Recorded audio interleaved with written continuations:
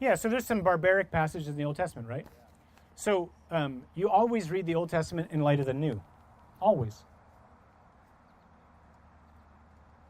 So in other words,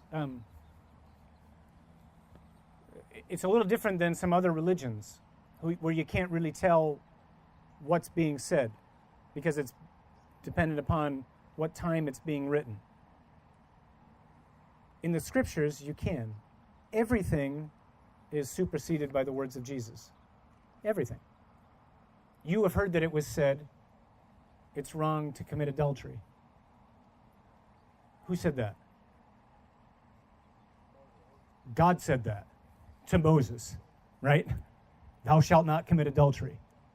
Thou, Moses, shalt not commit adultery. Thou, John, thou, everybody is, right?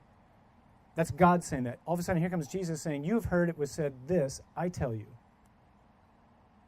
It's wrong for you to look lustfully at a woman or at a man. You've heard that you shall love your neighbor and hate your enemy. I tell you, love your enemy. Pray for those who persecute you. So while we want to be able to give some, get into an intelligent discussion about the passages of the Old Testament, quite honestly, we would simply say, but none of that holds for us when you're talking about those things, which seem to or do call for violence, because the Lord never calls for that. Put your sword in its sheath. He who lives by the sword dies by the sword.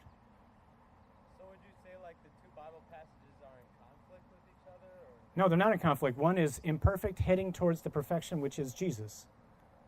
God is gradually teaching his people. So you want to know, like, why didn't he just teach him from the beginning? Because that's not a great story. Because a story that begins once upon a time, there was a prince and a princess and they lived happily ever after is a really boring, dull story.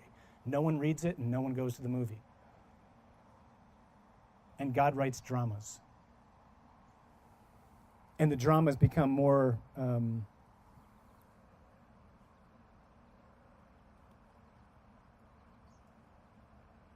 violent because of the arrival of sin,